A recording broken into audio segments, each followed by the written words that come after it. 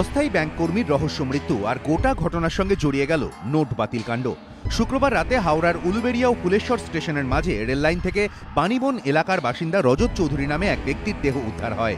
তিনি একটি রাষ্ট্রায়ত্ত ব্যাংকের লোন বিভাগের অস্থায়ী কর্মী ছিলেন। দেহ উদ্ধারের পরই সামনে আসে মৃতের একটি ফেসবুক স্ট্যাটাস। শুক্রবার রাত 9:05 যেখানে লেখা রয়েছে, কিছু মানুষ আমাকে বাঁচতে দিল না, আমার মৃত্যুর জন্য দায়ী সোমনাথ ঘোষ এবং অমিত নায়েক। ব্যাংকে যত টাকা পরিবর্তন করা হয়েছে সব সোমনাথ ঘোষ এবং তার পরিবার আমাকে দিয়ে জোর করে লিখিত নিয়ে আমার নামে পুলিশ কেস করে দিল। এই ঘটনায় চাঞ্চল্যকর অভিযোগ তুলেছে মৃতের পরিবার।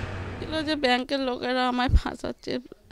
ওই ভারত গ্যাসের মালিক সোমনাথ ঘোষ আর ওনা অমিত নায়েক, তার সাথে ব্যাংক ম্যানেজাররা খুব চাপ সৃষ্টি করছে, মৃত্যুর দিকে ঠেলে দিয়েছে।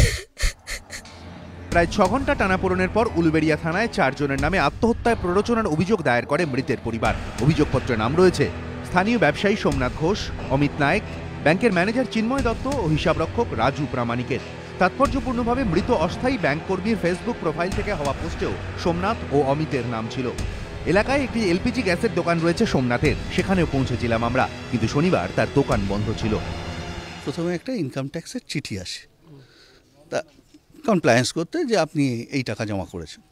আমরা তো সেই চিঠিটা দেখেই আমরা আকাশ থেকে পড়ি যে হাউ ইট কুড বি, এটা তো আমাদের এত টাকা জমা হয়নি। ব্যাংকে গিয়ে আমরা জিজ্ঞেস করি কিভাবে, আমি তো এই টাকা জমা করিনি। হাওড়া গ্রামীণের পুলিশ সুপার সুমিত কুমার জানিয়েছেন, আয়কর দপ্তরের নোটিশের কথা জানিয়ে 3 দিন আগে একটি লিখিত অভিযোগ দায়ের করেন সোমনাথ ঘোষ। দাবি করেন তিনি শুধুমাত্র 100 টাকার নোটে টাকা জমা দিলেও পরে তার অ্যাকাউন্টে প্রচুর পরিমাণে 500 ও 1000 টাকার নোটে টাকা জমা দেওয়া হয়। গোটাটাই করেন অস্থায়ী ব্যাংক কর্মী রজত চৌধুরী।